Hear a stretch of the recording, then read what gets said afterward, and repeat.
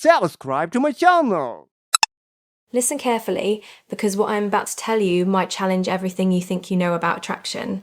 Not the flashy advice you see online, not manipulation, not tricks. Because the uncomfortable truth is this: most men spend years trying to make women like them, and accidentally do the exact things that make women slowly lose interest.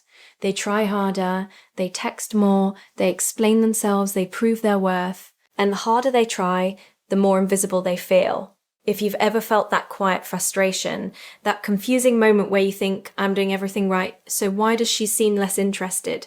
Then stay with me for a few minutes. Because the shift you're about to understand isn't about changing who you are.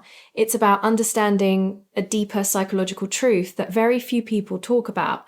And once you see it, you can't unsee it. Pause for a moment. Think about the times you've felt the strongest attraction towards someone in your own life. Not mild interest, I mean that magnetic curiosity that pulls your attention back to them again and again. Was it because they tried desperately to impress you?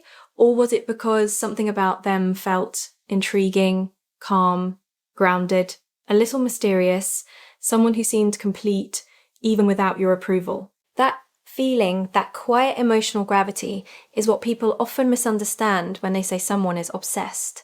It isn't created by chasing, it's created by presence. And if you're listening right now, chances are you've been taught the opposite. You've probably heard advice like, text her constantly so she doesn't forget about you, compliment her all the time, show her how much you care so she sees your value. And on the surface, that sounds kind, but psychologically, something subtle happens when you operate from that mindset. You stop interacting with her as an equal human being. You start interacting with her as someone whose approval determines your worth. And when that happens, the dynamic quietly flips. Instead of two people discovering each other, it becomes one person trying to be chosen. And human beings, whether we admit it or not, are deeply sensitive to that shift. You can feel it in conversations. You can feel it in body language. You can feel it in silence. Let me paint a picture. Imagine two different versions of you meeting the same woman. In the first version, you walk in thinking, I hope she likes me. So you monitor every word, you adjust your personality. You laugh a little louder than you normally would. You agree with things you're not sure you actually agree with. And somewhere in the middle of that interaction, a quiet anxiety starts whispering inside you. Am I doing okay? Does she seem interested? Should I say something better? Now imagine the second version of you. You walk in thinking something completely different. Not arrogance, not indifference, just quiet self-respect. Your internal question isn't, will she like me? It's, do we connect? Notice the difference. In the first version, your energy is reaching outward, asking for validation. In the second version, your energy is grounded inward, offering presence. And presence is incredibly powerful, because when someone feels that you are emotionally stable in yourself, that you are not trying to extract approval from them, it creates psychological safety. And safety allows curiosity. Curiosity invites attraction. Attraction grows into fascination. This is where many people misunderstand the idea of obsession. Real fascination with someone isn't forced. It's sparked when a person feels two things at the same time: comfort and intrigue. Too much comfort with no intrigue becomes boring. Too much intrigue with no comfort feels unsafe. The sweet spot lives right in the middle, and you cultivate that by becoming someone who is emotionally grounded, not someone performing for attention. Let's slow down here, because this matters. A lot of men who struggle with dating aren't failing because they're not attractive. They're struggling because they're constantly communicating a subtle message without realizing it. The message is, please choose me. And the irony is, the moment you stop needing to be chosen, your energy changes completely. You start listening more carefully. You speak more honestly. You stop trying to impress and start trying to understand. And something fascinating happens when people feel understood. They lean closer. They open up. They feel seen. Let me tell you a simple story. A man once told me about a date that confused him. He said he did everything he thought he was supposed to do. He paid for dinner. He complimented her repeatedly. He texted her the moment he got home telling her how amazing she was, and she slowly faded away. A few months later, he met someone else. But this time, he was tired of trying so hard. He decided to just be present. They sat at a small cafe and talked about ordinary things. Work, childhood memories, random things they both found funny. He didn't try to impress her. He didn't overthink his words. At one point, there was even a moment of silence, and instead of rushing to fill it, he just smiled. Later, she told him something surprising. She said I felt strangely calm around you, but also curious, like there was more to discover. That feeling stayed with her. She thought about him later that night, then the next day, then the next week. That's how fascination grows, not through pressure, through emotional space. Here's a truth that might feel uncomfortable at first. People become intrigued by those who appear complete without them, not distant, not cold, just whole. When someone senses that your happiness, identity, and confidence don't depend entirely on their reaction to you, something shifts in their perception. You stop looking like someone chasing affection and start looking like someone offering a connection worth exploring. Pause for a second, take a breath, think about your life outside of dating, your goals, your passions, the things that make you feel alive. Those things matter more than you might think, because attraction isn't built only in conversations, it's built in how you exist in the world. Someone who is moving toward meaningful goals carries a different energy. Someone who respects their time carries a different presence. Someone who can walk away from situations that don't align with them radiates quiet strength, and strength is attractive, not aggressive strength, not dominance, but emotional steadiness. Now here's another psychological shift that changes everything. Instead of focusing on how to make a woman obsessed with you, focus on becoming someone who naturally sparks curiosity. Curiosity is powerful. When someone is curious about you, they begin filling the gaps in their mind. They imagine things, they wonder about your life, they replay conversations, but curiosity requires space. If you reveal everything instantly, there's nothing left to explore. This doesn't mean playing games.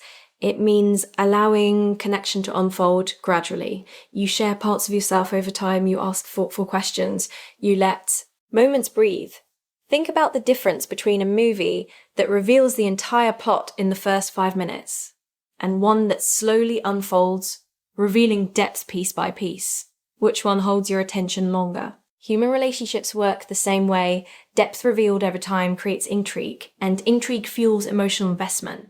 Now let's talk about something even deeper, self-respect, because you cannot create healthy attraction while abandoning yourself. If you constantly ignore your own boundaries just to keep someone interested, you slowly train your mind to believe your needs don't matter, and that feeling eventually leaks into your tone, posture, and decisions. But when you quietly honor your values, when you say no when something doesn't feel right, when you speak honestly instead of trying to be agreeable, something remarkable happens. People begin to trust your authenticity. Authenticity is rare, and rarity is magnetic. Here's a simple example. Imagine she says something you politely disagree with. The old version of you might immediately say, "Yeah, you're right." The grounded version might smile and say calmly, "I actually see that a little differently." No tension, no defensiveness, just honesty. That small moment communicates something powerful. It says, "I respect myself enough to be real." And paradoxically, that honesty often increases attraction. Because real connection requires two real people, not one performer and one audience. Another quiet truth, emotional calmness is incredibly attractive. Think about the people who seem to naturally draw others toward them. They're not frantic. They're not constantly seeking attention. They're steady. When things go wrong, they don't panic. When conversations slow down, they don't rush. They carry themselves like someone comfortable in their own mind. That calmness creates emotional gravity, and gravity pulls people in.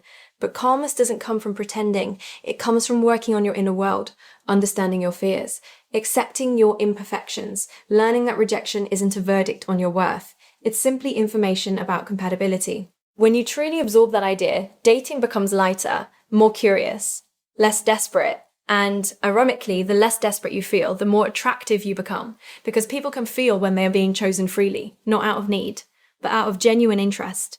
Let me say something important here. Not every woman will become fascinated with you, and that's not a failure. That's reality.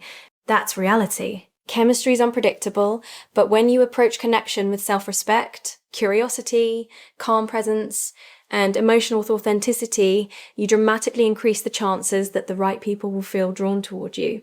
And when someone does become fascinated with you, it won't feel forced. It will feel natural. You'll notice her wanting to continue conversations, asking questions about your life, laughing more easily, finding reasons to spend time together, not because you manipulated her emotions, but because she discovered something genuine in you, and genuine connection is rare enough to be unforgettable. So if you remember only one thing from this entire conversation, let it be this. The goal is not to make someone obsessed with you. The goal is to become someone who doesn't abandon themselves to be loved. Because the moment you stop chasing approval, you start attracting curiosity. And curiosity is the doorway to fascination. You deserve relationships where interest flows both directions, where you are valued not for how hard you try to impress someone, but for who you are when you're simply being yourself. Calm, grounded, honest, present. So take a breath, slow down. Work on building a life that feels meaningful, even when no one is watching. Speak honestly. Respect your boundaries. Stay curious about others. And remember this quiet truth: the people who become unforgettable in someone's mind are rarely the ones trying hardest to be liked. They are the ones who walk through the world with quiet self-respect and invite others to discover them along the way. And when you learn to live like that, you won't need to make anyone obsessed with you. The right person will simply look at you one day, feel that calm, intriguing presence, and realize they don't want to look away.